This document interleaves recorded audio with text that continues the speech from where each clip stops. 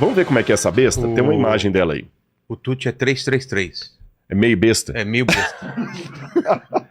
Caramba! Seria essa sim, seria a besta. 2, 3, 4, 5, 6 cabeças? 7 cabeças? 7. Tá. Olha lá, ó, tem a do meio. 3, 6, 7, tá. 7 cabeças. E assim que o Apocalipse está, enquanto vocês estão vendo aí a imagem, eu vou ler para vocês, olha. Vi emergir do mar uma besta que tinha 10 chifres e 7 cabeças, e sobre os chifres 10 diademas, e sobre as cabeças nomes de blasfêmia. A besta que vi era semelhante ao leopardo, estão vendo o corpo dela lá? É. Com pés como de urso, presta atenção nos pés, e a boca como de leão. E o dragão deu à besta o seu poder, o seu trono e grande autoridade. Então esse dragão parece que passou para a besta o cetro, Entendi. o poder para continuar agora o que ele não pôde fazer. Aí, quando a gente vai descendo aqui, diz uma coisa. Olha o que diz aqui no verso 5. Foi dada à besta uma boca que proferia arrogâncias e blasfêmias, e foi-lhe dada a autoridade para agir durante 42 meses. Opa. 42 meses, se você olhar num calendário de 12 meses, você tem 3 anos e meio. É. Sabe o que significa um tempo, 2 tempos e metade de um tempo? 3 anos e meio. Um tempo, Sim. mais 2 tempos, mais metade de um tempo, 3 anos e meio. Então aqui está falando do mesmo tempo em que a mulher passaria no deserto, só que com outra roupagem. É como se eu falasse o seguinte, eu te dou 2 dias para sair daqui. Aí eu volto e falo, eu te dou 48 horas. Eu tô falando a mesma coisa. Entendi. 2 dias ou 48 horas é a mesma coisa. Um tempo, 2 tempos e metade de um tempo é a mesma coisa de 3 anos e meio, que é a mesma coisa de 42 meses. É interessante que quando a gente vai para Daniel capítulo 7, versículo 25, lá também fala dessa besta, desse anticristo. Como que fala? Eu vou mostrar para você aqui. Daniel capítulo 7, versículo 25. Olha o que o anticristo, quando ele aparece no livro de Daniel, fala. Ele falará contra o Altíssimo. Tinha boca repleta de blasfêmias. Viu a minha semelhança? É. Oprimirá os santos do Altíssimo. Essa besta vai oprimir o povo de Deus. E tentará mudar os tempos e a lei. E os santos lhes serão entregues nas mãos por um tempo, 2 tempos e metade de um tempo. Bateu. Mas peraí, mas agora me bateu uma confusão aqui. Vamos por partes. Se a mulher estaria no deserto, longe do alcance da serpente, o fato da serpente Passar o bastão para a besta e a besta poder perseguir o povo no deserto, então Deus... O esconderijo não deu certo? Então. Por que o esconderijo não deu certo? Porque as promessas de Deus são condicionais. No Israel do Antigo Testamento, Deus falou assim, se vocês forem fiéis, eu farei isso. Se vocês forem fiéis, eu farei aquilo. E muitas vezes os profetas de Deus falaram, Deus trouxe os babilônios porque vocês não foram fiéis. Se vocês forem fiéis. Então, João já estava vendo que a igreja, de certa forma, não estaria sendo fiel. João, quando viu essa cena, lembrou da igreja de Laodiceia. Ele falou assim, a igreja vai ter problema aí. E João ficou apavorado quando ele viu isso aqui. Lembra que eu falei do quiasmo, que os pontos vão se encontrando? É interessante que a cena da mulher no deserto congela aqui. Ó, ficou tão... O deserto congela, né? Freeza. Freeza. Também deu na mesma. Para aqui. Nós não temos a continuidade. Se eu estivesse desenvolvendo um livro, igual você escreveu aquele livro... Vai pra cá, corta pra lá... corta pra lá, e às vezes dá o suspense. Às vezes você deixa aquele suspense pra depois retomar a história. Tem muito livro que faz isso, né? Muito filme também, muito seriado, no livro né? Eu faço isso. Eu movimento a história aqui com esse grupo de personagens, movimento aqui, enquanto eu tô movimentando isso, você não sabe o que tá acontecendo. Você não sabe o que tá acontecendo aqui. E depois retoma. João fez isso. E sabe onde é que ele vai retomar? No capítulo 17, por causa do quiasmo. Tá. Aí no capítulo 17... Aí você vai entender agora por que fala do restante da descendência da mulher. Olha o que aconteceu com ela. Sobrou, né? O que sobrou. Apocalipse capítulo 17. Cara, tá chegando no final aí, mano. No final. Um dos 7 anjos, que tinham as 7 taças com as iras de Deus, que nós vamos falar ainda, veio e falou comigo dizendo, venha, eu vou lhe mostrar o julgamento da grande prostituta, que está assentada sobre muitas águas. Que é? Quem é a grande prostituta? Vamos ver. Os reis da terra se prostituíram com ela, e os que habitam sobre a terra se embriagaram com o vinho da sua prostituição. Deixa eu segurar um pouquinho. Tá. Para tudo. Igual falava que o Para. João Kleber, né? Kleber. Para tudo. Na cena anterior, para lembrar do esquema do livro, nós deixamos a mulher no deserto, o dragão não pôde ir, ele enviou a besta. Certo. Que a besta tem autoridade lá. Que a besta pode agir durante os 42 meses, diz Apocalipse 13 e Daniel capítulo 7. Então, o dragão não pôde ir e mandou a besta no lugar dele. A besta vai pro deserto perseguir a mulher. Aí o anjo falou, vem que eu vou te mostrar o julgamento da mulher, da prostituta. Que prostituta? Aí diz assim, o anjo me transportou em espírito ao deserto. Ao lugar onde está o conflito lá da...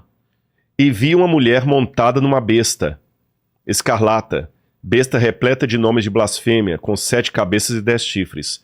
A mulher estava vestida de púrpura e escarlata, enfeitada de ouro, de pedras preciosas, pérolas, tendo na mão um cálice de ouro transbordante das abominações e das imundícias da sua prostituição. E na sua testa estava escrito um nome mistério, Babilônia, a grande, mãe das prostitutas e das abominações da terra. Então vi a mulher embriagada com o sangue dos santos e o sangue das testemunhas de Jesus. E quando a vi, admirei-me com grande espanto. Você que é um escritor, internaliza a emoção desse momento. Quando João viu aquela cena no deserto, João se admirou com grande espanto. Peraí. João já tinha visto, anota aí, João já tinha visto os 7 selos. João já tinha visto a ira do Cordeiro. João já tinha visto os 144 mil. João já tinha visto o trono de Deus no céu. João já tinha visto a besta saindo do mar. João já tinha visto... Por que ele se admirou? Porque, convenhamos, se eu sou uma pessoa... Esses dias eu estava vendo com a Laura o filme, a gente não terminou, As Duas Irmãs. Não vi. Que é mais ou menos uma... Não é uma paródia, mas é inspirado... Tem algumas coisas lá que a gente vê que é de Lampião, mas eles não falam de Lampião. Falam de Carcará, tem um cangaceiro e tudo. E tem uma cena do filme, sem dar spoiler, que uma das meninas que estava no sertão de Pernambuco, ela vai conhecer Recife. E ela vai ver o mar pela primeira vez. Então, quando ela chega, ela fica admirada. Ela fica olhando tudo do carro, assim, nos anos 1930. Ela fica admirada. É lógico, ela acabou de chegar ali. Mas essa mesma menina, depois de 20 anos morando em Recife, ela não vai se espantar mais. É normal. Tem que ser alguma coisa muito fora do comum para causar espanto. Concorda comigo? Com certeza. A primeira vez, tudo bem. Mas depois que já viu tanta coisa, para João se espantar aqui e ficar admirado, tem que ser um negócio muito fora do comum. Mas o que seria tão fora do comum para espantar João depois de ter visto tudo o que ele viu? É porque ele nunca esperava ver isso.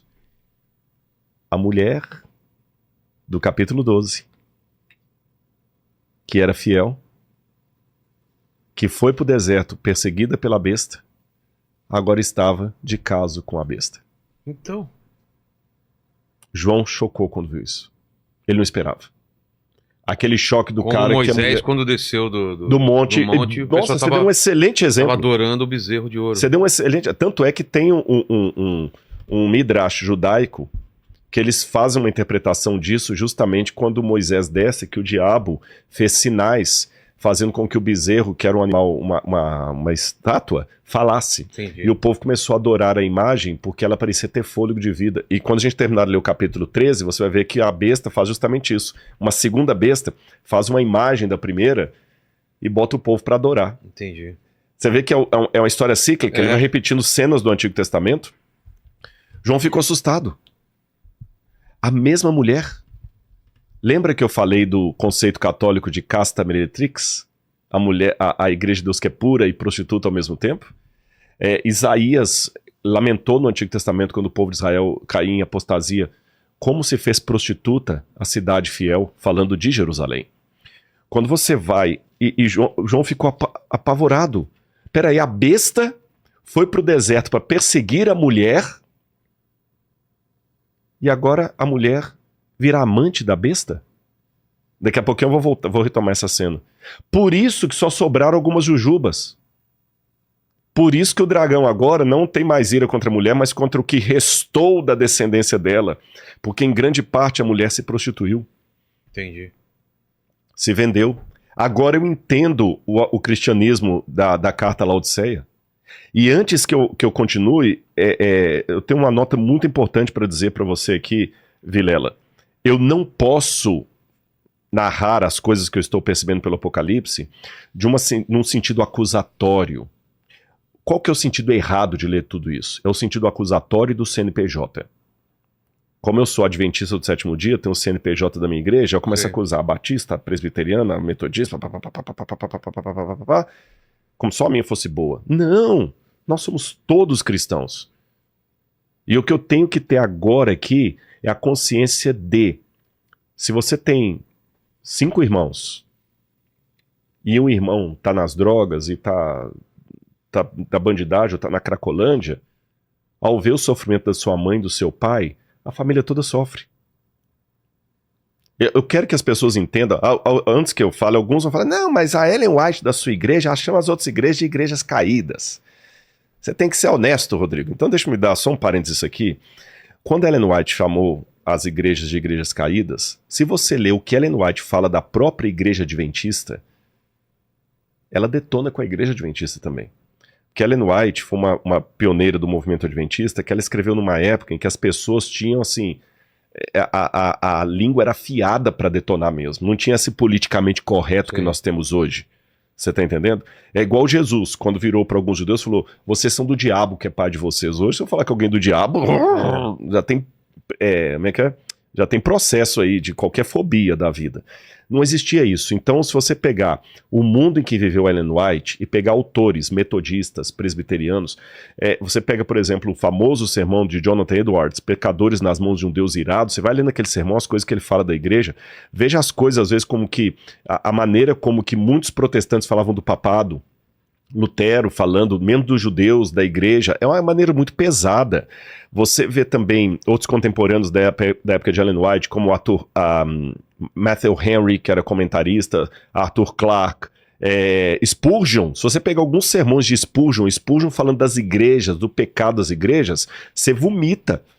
Eu duvido de alguns que acusam Ellen White por chamar as igrejas de igrejas caídas, se tem coragem de pregar na íntegra um sermão de Spurgeon com o palavreado que Spurgeon usa em relação às igrejas. Você tá entendendo? Você pega um outro pregador também, Whitefield, Whitefield era da época de Franklin. Whitefield, se você pegar os sermões de Whitefield falando das igrejas protestantes da América, nossa, eu duvido que alguém teria coragem de falar daquele jeito. E Ellen White, realmente, ela detonou com as igrejas, mas ela detonou também com a igreja adventista do sétimo dia. Ela falou, no livro Grande Conflito, ela fala de todas, incluindo a igreja adventista. Ela fala assim, eu preciso abrir esse parênteses aqui, porque esse comentário vai vir, então eu peço licença a você para isso. Claro. Ela fala no livro Grande Conflito, página 45, citando Paulo, em 2 Timóteo, acho que é 3,16, ela fala o seguinte, todos os que querem servir piamente a Jesus padecerão perseguições. Citando Paulo. Ela fala, se é assim, por que então que a perseguição parece em grande parte adormentada? A única razão é que a igreja se conformou com a norma do mundo e, portanto, não suscita oposição. Haja um reavivamento, aí as fogueiras da perseguição vão se reacender como nos tempos apostólicos. Então, quem fala que Ellen White discriminava outras igrejas, com todo o respeito, ele está sendo desonesto academicamente. Ou ele está lendo apenas pedaços de Ellen White. Porque essa mesma Ellen White, quando fala da igreja adventista do sétimo dia, que ela era membro, ela fala o seguinte no livro Serviço Cristão. Nenhum em 20 dos que estão com os nomes no livro da igreja estão preparados para as crises finais. Eles sempre acostumaram a ver a coisa do lado mais fácil. E em vindo a perseguição, não estarão prontos para enfrentá-la. Se você for bom de matemática, 1 em 20 dá 5%. Se ela fala nem 1 em 20, nem 5% da igreja adventista do sétimo dia.